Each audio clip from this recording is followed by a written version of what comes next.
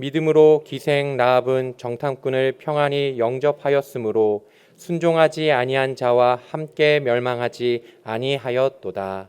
아멘. 오늘 말씀의 제목은 구원으로 인도한 믿음입니다. 한번 따라 하실까요? 구원으로 인도한 믿음. 우리가 히브리서 11장에 나오는 믿음의 사람들을 통해서 참된 믿음이란 무엇인가에 대해서 구체적으로 살펴보고 있는데요. 오늘 마지막으로 한 명 더 보려고 합니다. 약간 의외의 인물입니다. 우선 이 사람은 이스라엘 백성이 아니라 이방인입니다. 그리고 여자입니다. 당시에 여성의 인권이 존중받지 못하던 그런 시대를 살았던 여인이고 더구나 기생입니다. 자, 그런 사람이 믿음의 사람들의 명단에 이름이 올라가 있습니다. 바로 라합이죠. 여러 가지 면에서 소외되어 있었던 이 여인이 믿음으로 하나님의 백성이 되었고 믿음으로 자신의 운명을 개척했고 나아가 예수님의 족보에 이름이 오른 것입니다. 놀라운 일 아닙니까? 이처럼 믿음은 한 사람의 운명을 바꾸어 놓는 힘이 있는 것이죠. 하나님의 은혜인 것입니다. 자, 라합의 믿음은 어떤 믿음이었는가? 첫째로 라합의 믿음은 듣고 알게 된 믿음이었습니다. 오늘 본문의 배경이 되는 여호수아 2장을 보면 우리가 잘 아는 사건이 나오잖아요. 여리고성 전쟁에 앞서서 이스라엘의 지도자 여호수아가 정탐꾼 2명을 여리고로 파견합니다. 그 정탐꾼들이 라합의 집에서 숙박을 하게 되었는데 그들을 사람들이 잡으러 왔을 때 라합이 그들을 숨겨주지 않습니까? 그때 라합이 정탐꾼들에게 한 말이 있습니다. 이런 말을 했어요. 여호수아 2장 9절입니다. 야훼께서 이 땅을 너희에게 주신 것을 내가 아노라. 여러분, 여기서 안다라는 단어는 히브리어로 야다라는 단어인데요.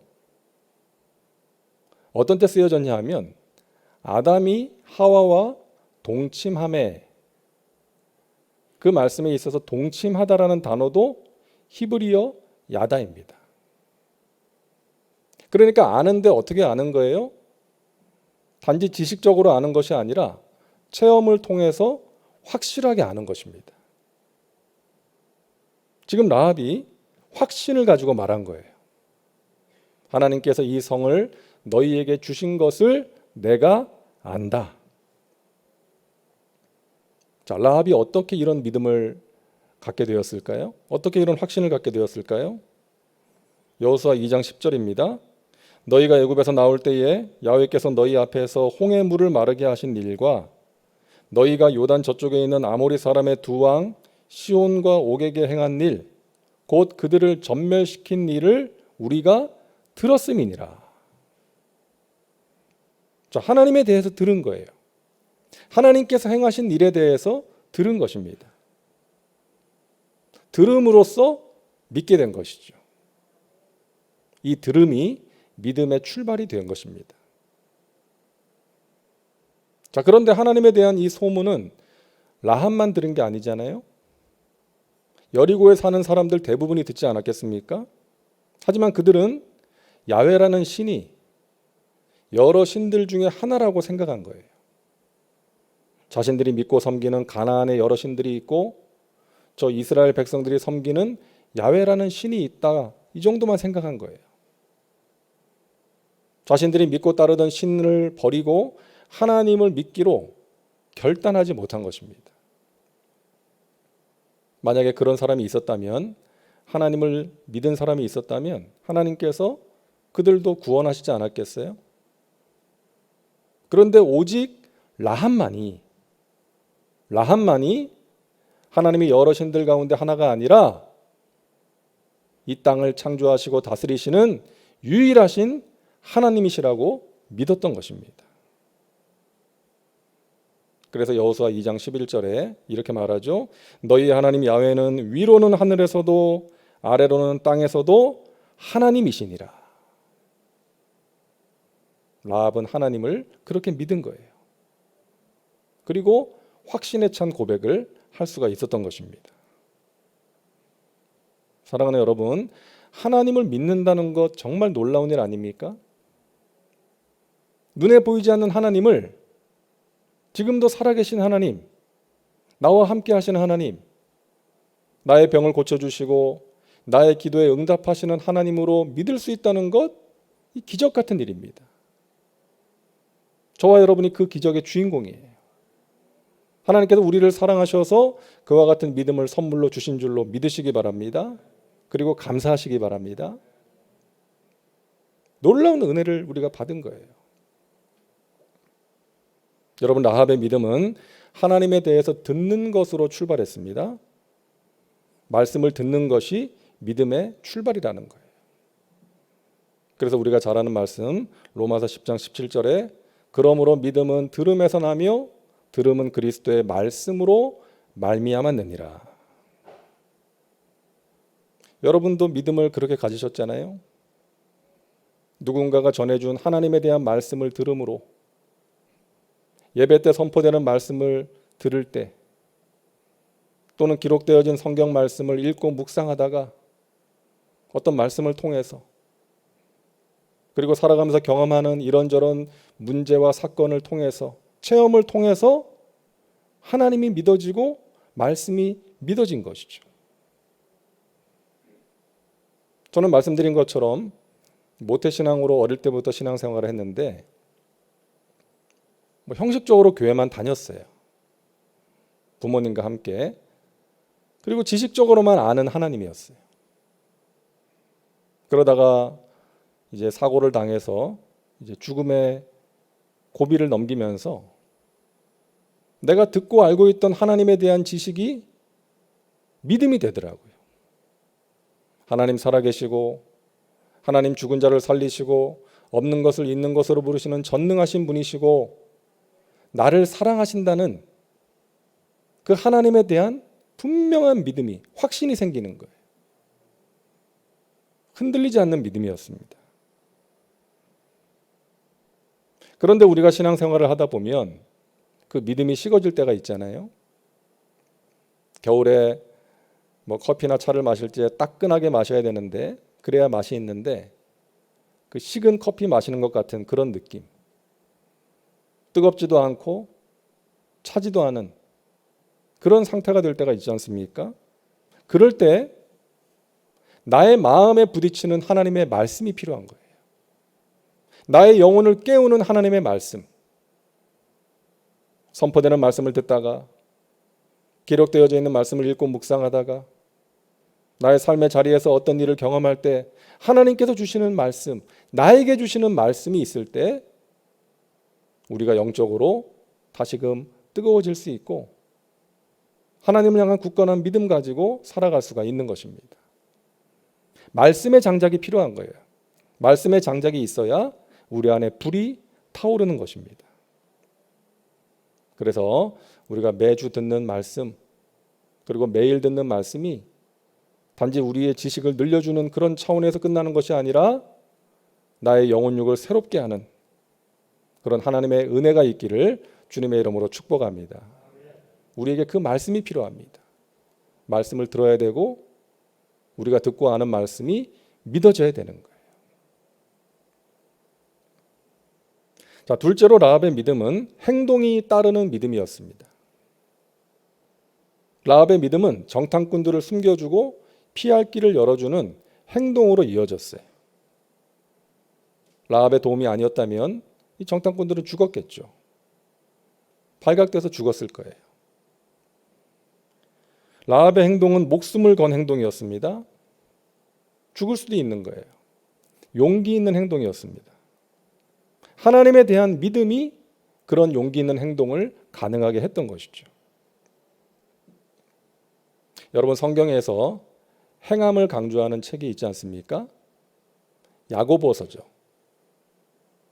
우리가 잘 아는 야고보서 2장 26절 말씀, 영혼 없는 몸이 죽은 것 같이 행함이 없는 믿음은 죽은 것이니라. 이 행함이 있는 믿음을 강조하면서 한 사람을 소개하는데 라합을 소개하고 있어요. 야고보서 2장 25절입니다.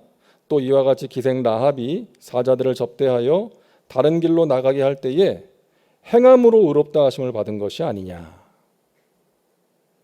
자, 오늘 본문 히브리서는 라합을 믿음의 사람이라고 소개하고 있고요. 야고보서에서는 라합을 행함의 사람이라고 이야기하고 있습니다. 무엇을 의미하는 거예요? 믿음과 행함은 함께 가는 것이다. 라합이 용기 있는 그런 행동을 할 수 있었던 것은 그녀에게 믿음이 있었기 때문이라는 거예요. 참된 믿음에는 결단과 행동이 따른다는 것입니다. 이것을 우리에게 보여주고 있는 거예요. 어떤 문제로 두려워하다가 내 안에 믿음이 생기면 더 이상 두려워하지 않는 거예요. 염려할 일이 생겼는데 염려 가운데 빠져 있는 것이 아니라 염려 대신에 기도를 선택하고 실천하는 거예요.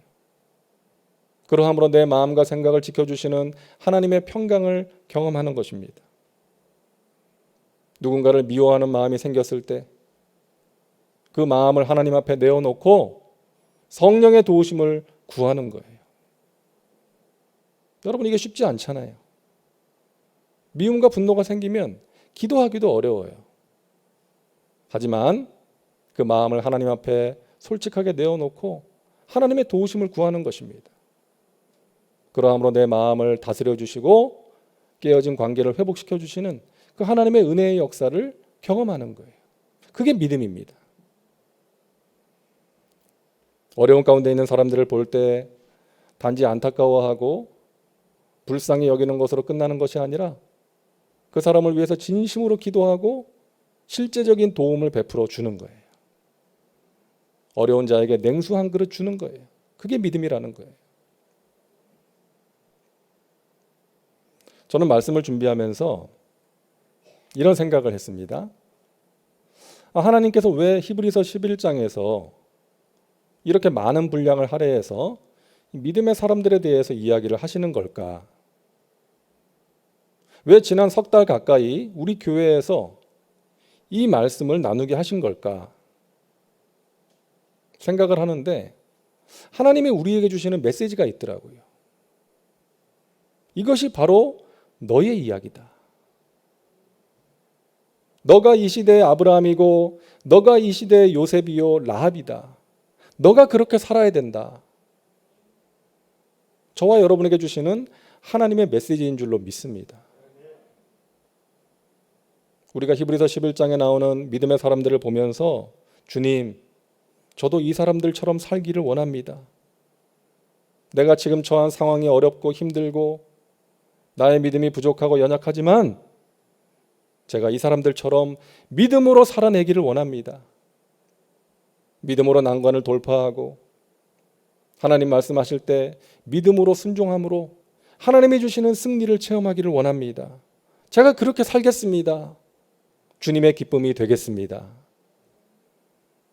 이런 고백과 결단과 실천을 주님께서 원하시는 것이 아닐까. 여러분, 히브리서 11장에 나오는 이 믿음의 사람들과 우리 자신과의 간격이 크게 느껴질 수 있어요. 이 사람들의 믿음은 대단해 보이고 나의 믿음은 부족함이 있기 때문이죠. 하지만 여러분 기억하셔야 됩니다. 이 사람들의 믿음이 처음부터 훌륭한 믿음이 아니었다는 거예요. 아브라함이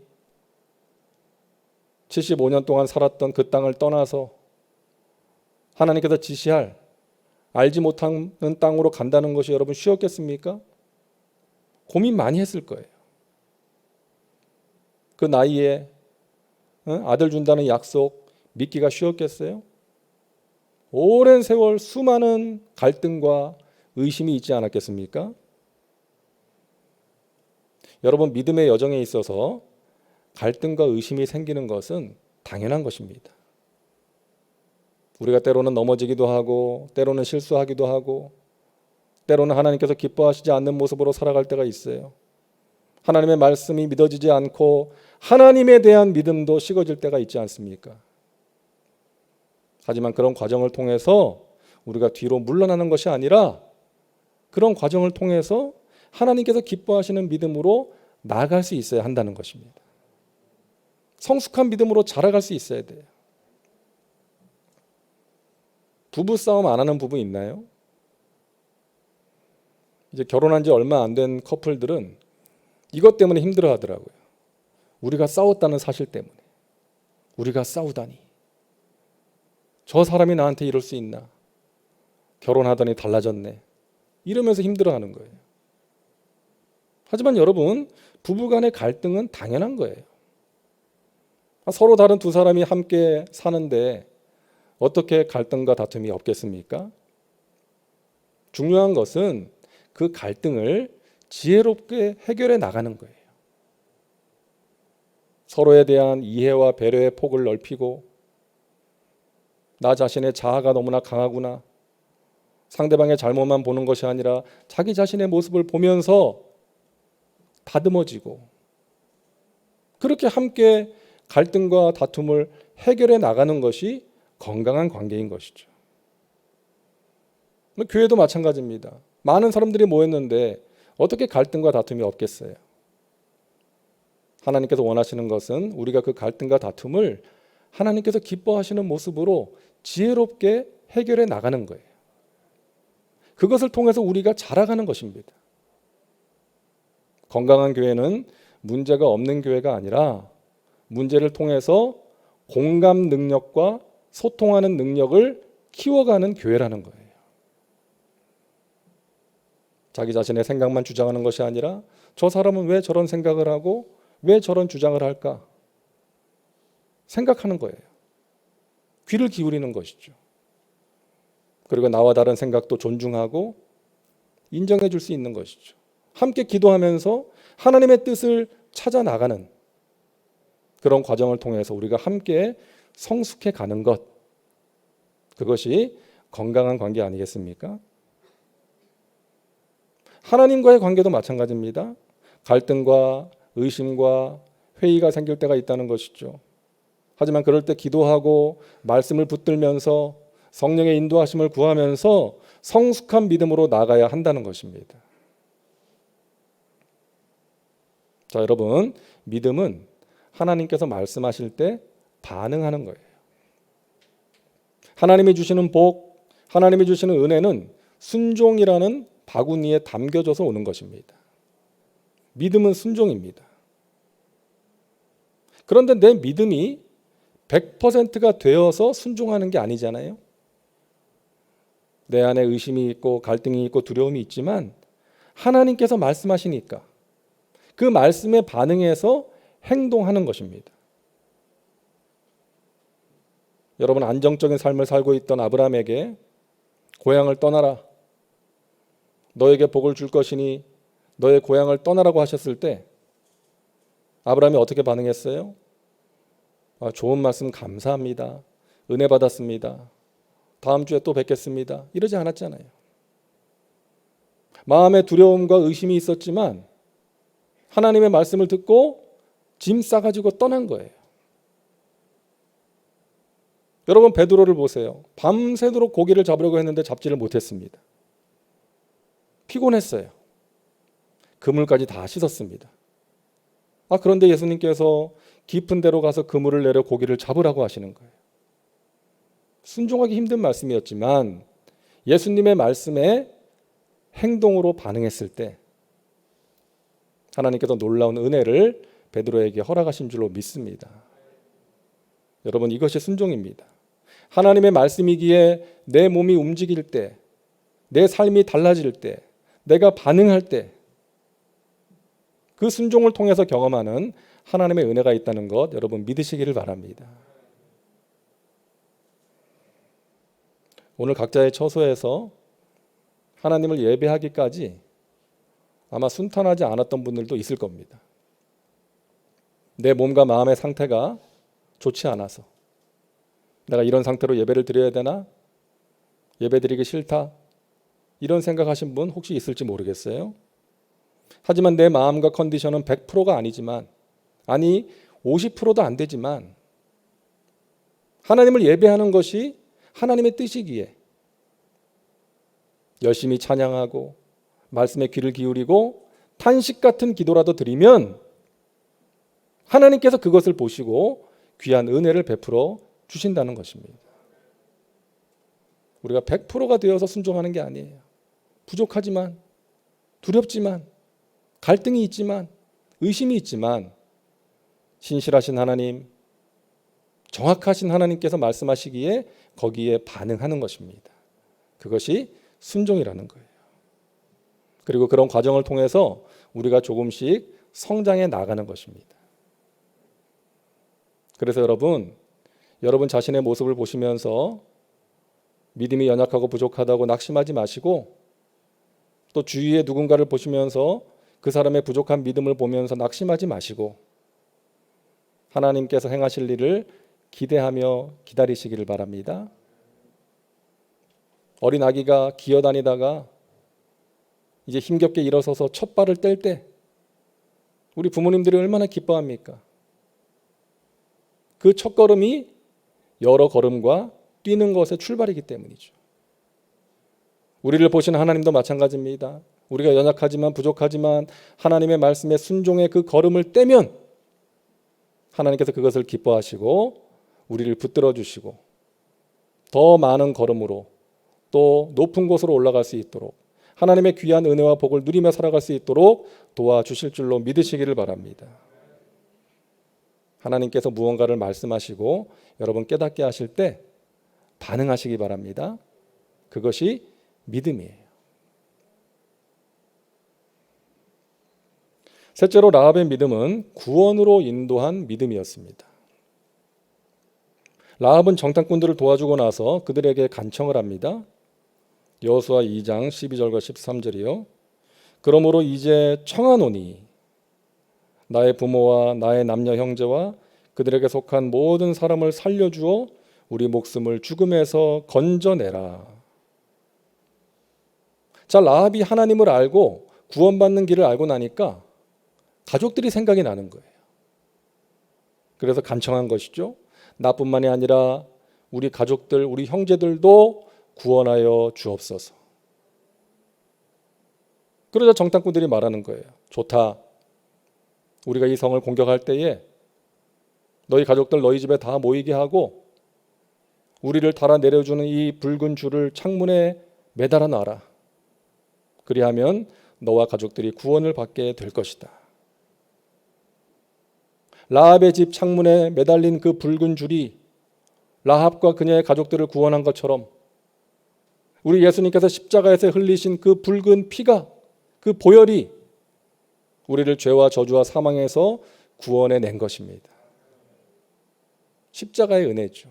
보혈의 은혜인 것입니다. 여러분, 라합이 가족들에게 이 사실을 알리는 장면을 상상해 보세요. 정탐꾼들이 떠난 뒤에 라합이 달려가지 않았겠어요? 가족들에게 달려가서 말하는 거예요. 하나님에 대해서 또 자기가 경험한 일에 대해서 말했겠죠. 그때 라합의 가족들이 그 말을 듣고서 곧바로 받아들였을까요? 아니죠. 얘가 지금 무슨 말 하나? 그랬을 거예요.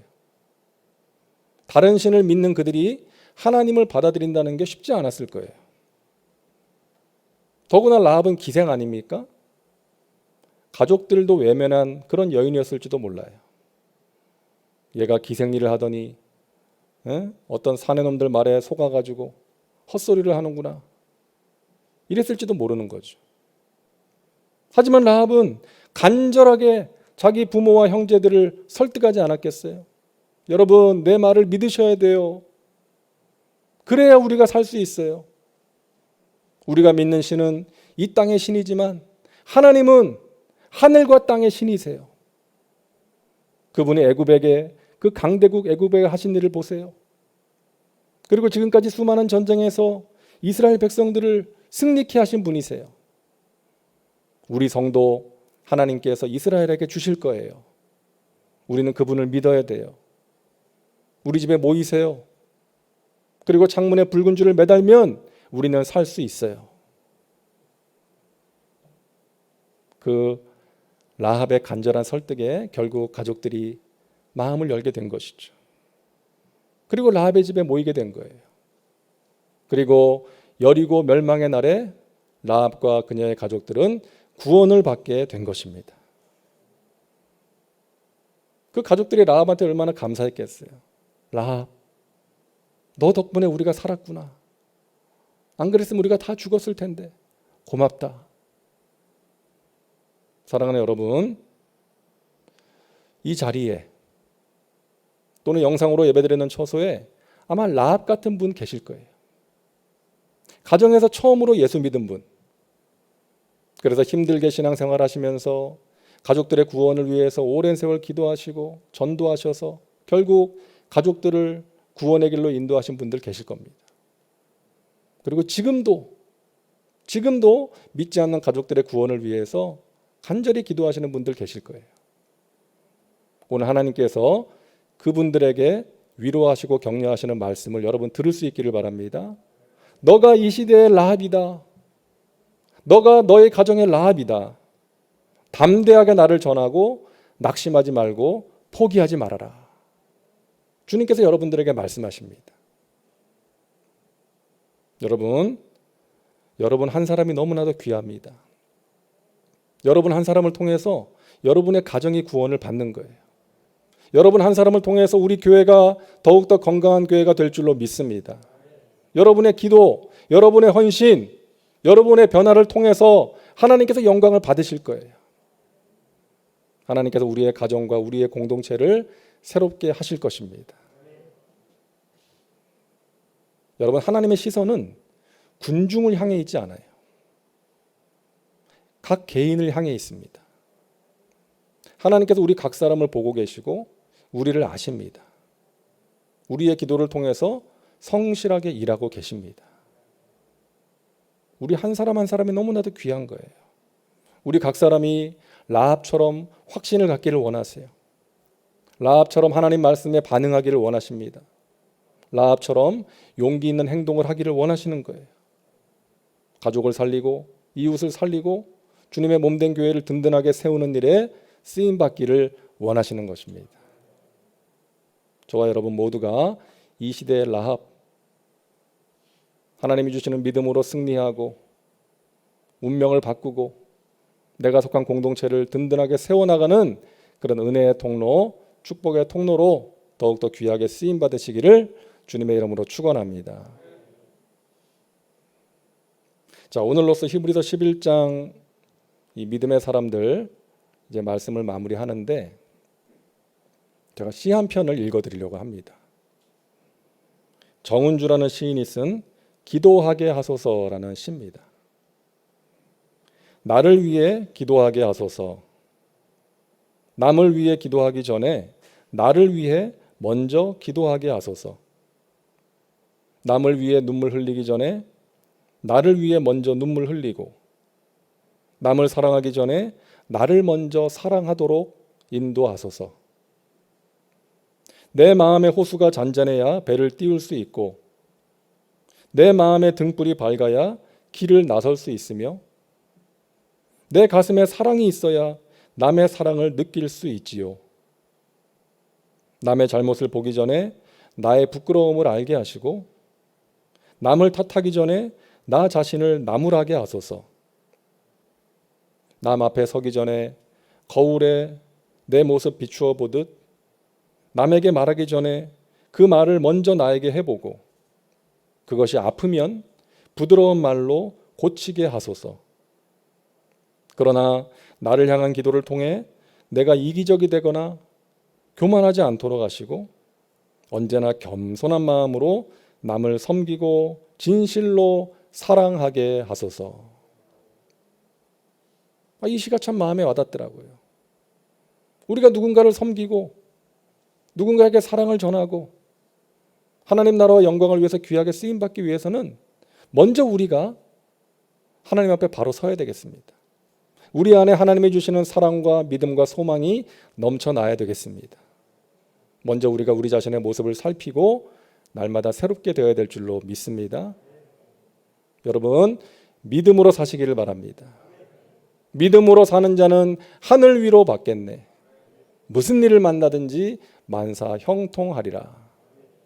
여러분, 믿음으로 승리하시고, 믿음으로 하나님 말씀에 순종하시고, 믿음으로 여러분의 난관을 극복하시고 하나님께 영광 올려드리시기를 주님의 이름으로 축원합니다.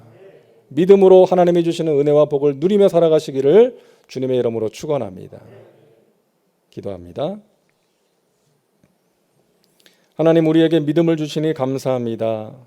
하나님을 알게 하시고 하나님을 믿게 하심으로 죄와 저주와 사망에서 우리를 구원해 주신 것 감사합니다. 하나님, 광야 같은 인생길을 걸어갈 때 우리의 믿음이 식어지지 않도록 우리에게 말씀하여 주시고 믿음을 더하여 주옵소서. 하나님을 향한 믿음 가지고 어려움을 이겨내게 도와주시고 하나님을 향한 믿음으로 하나님을 기쁘시게 하는 복된 삶을 살아가는 우리 모든 하나님의 백성들 되게 하여 주시옵소서. 예수님의 이름으로 기도하옵나이다. 아멘.